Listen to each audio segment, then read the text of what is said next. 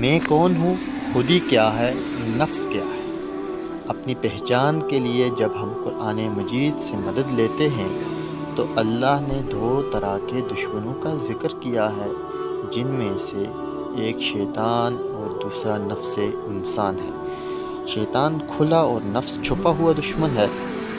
شیطان کے بارے میں علم عام ہے، لیکن نفس کا علم دشوار اور پوشیدہ رہا ہے۔ قرآن کریم میں انتہائی شدت کے ساتھ نفس کا تزکیہ کا حکم دیا گیا ہے۔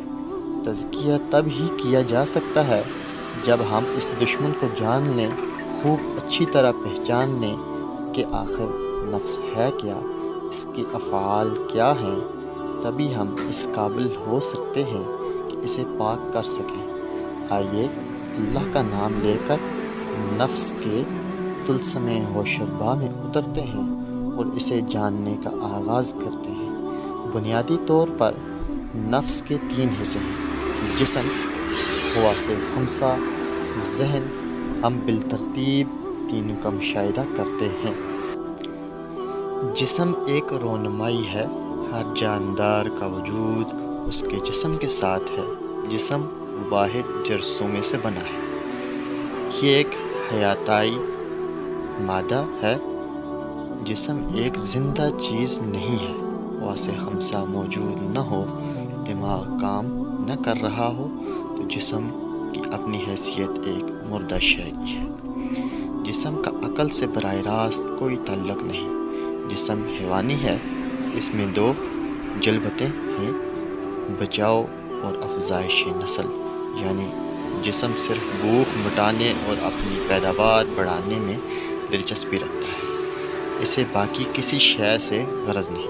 گو کہ انسانی جسم اپنی بناوٹ اور نفاست کے اعتبار سے تمام حیوانی اجسام میں اعلیٰ وجود رکھتا ہے، لیکن پھر بھی یہ ایک اٹل حقیقت ہے کہ بنیادی طور پر حیوان اور انسان کے جسم میں حیاتیائی اعتبار سے کوئی زیادہ فرق نہیں۔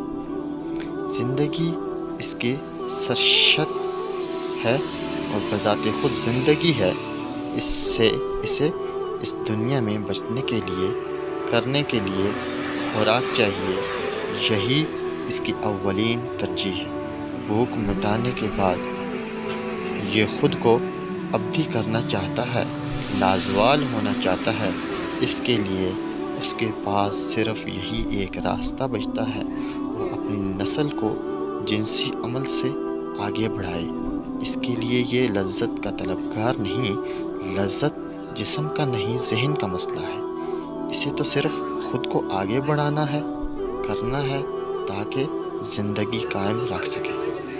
یہی اس کی عقل ہے اور اتنا اس کا مقدر ہے۔ یہ مٹی سے بنا ہے۔ انسان کو اسی دنیا میں ایک لباس کی صورت عطا کیا جاتا ہے، ایک لباس جو انسان کا اپنا نہیں بلکہ اس زمین کا ہے، جو اس دھرتی کا ہے، جو موت کے قریب اس دھرتی کو سونپ دیا جاتا ہے۔ اسے کوئی ادار کو لوٹا دیتا ہے، اسی طرح مٹی کا وجود مٹی واپس لے لیتی ہے، یہاں تک کہ انسان روز قیامت دوبارہ اٹھائے جائیں۔ ان کے وجود کو اس مٹی میں ضم ہو جانا ہے، فنا ہو جانا ہے، مٹی کو مٹی میں مل جانا ہے۔ جسم نہیں جانتا کہ وہ زندہ ہے یا مردہ، اسے کوئی خبر نہیں کہ تکلیف کیا شے ہے۔ یہ سب تو اسے ذہن بتاتا ہے، حواس بتاتے ہیں۔ اس بات کو کوئی ایک مثال سے سمجھتے ہیں۔ فرض کیجئے ایک شخص کو میز پر لٹا کر اس کا نام، بیوی، بچے، تعلیم اور کاروبار کا پوچھا جائے۔ جواب ملنے کے بعد اس کو کے دونوں بازو کاٹ دیے جائیں، پھر یہی پوچھا جائے تم کون ہو، تو جواب پہلے والا ہی ملے گا۔ پھر دونوں ٹانگیں بھی جسم سے جدا کر دی جائیں اور وہ شخص میز پر پڑا ہوا محض ایک دڑی رہ جائے، تب بھی اس کا نام، تعلیم، کاروبار، گھر-بار، بیوی بچے وہی رہیں گے۔ اس کا صاف مطلب ہے کہ وجود شخصیت کا ایک حصہ ضرور ہے، لیکن مکمل شخصیت ہرگز نہیں۔ پھر وہ کون ہے جو جسم سے ماورا ہے؟ یہ صرف جسم کا وہ تعارف ہے جو تزکیہ نفس کے لیے انسان کو درکار ہے، وگرنہ جسم اللہ رب العزت کی حسین ترین تخلیق ہے۔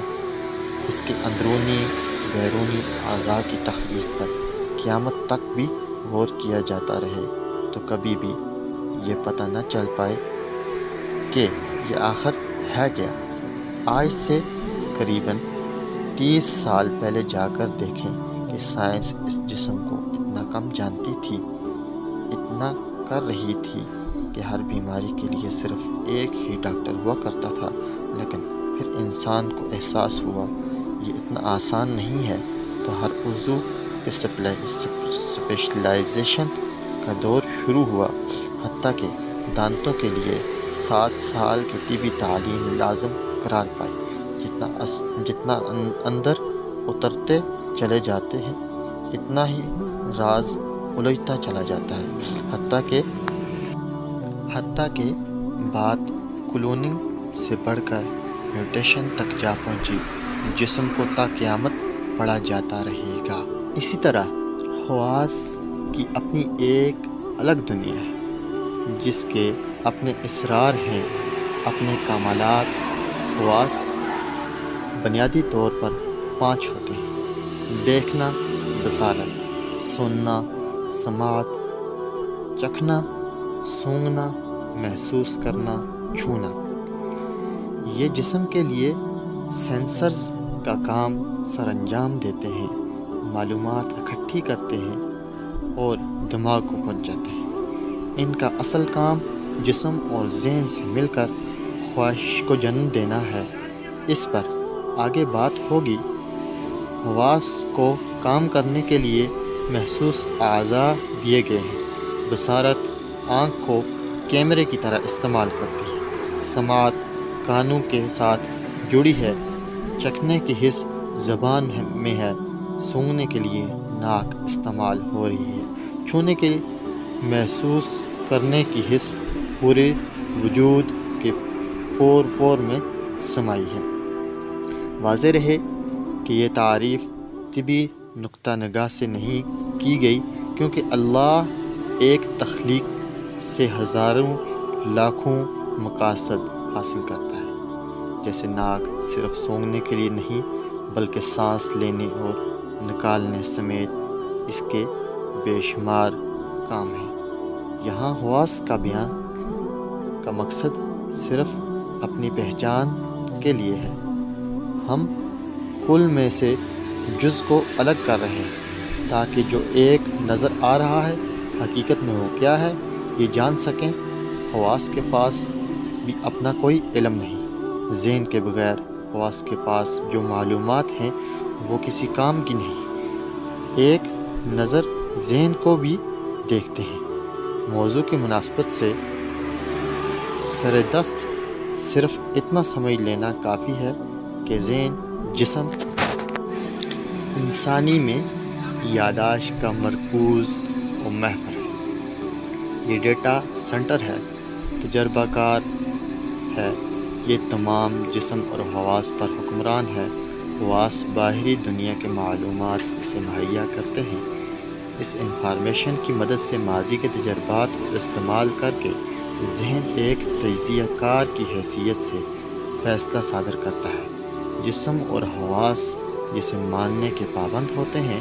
یہ جان لینا ضروری ہے کہ ذہن اور دماغ دونوں الگ ہیں مگر ایک دوسرے سے جڑے ہیں۔ جیسے جسم مادی اور روح غیر مادی، اس طرح دماغ مادی اور ذہن غیر مادی ہے۔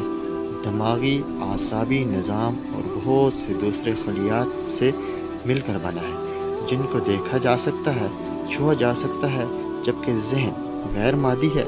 یہ سوچ کا نام ہے۔ ذہن دماغ کے ذریعے تمام جسم انسانی سے جڑا ہے۔ نفس انسان ان 3 حصوں سے مل کر بنا ہے: جسم، حواس اور ذہن۔ یہ تینوں ایک دوسرے کے بغیر بیکار ہیں۔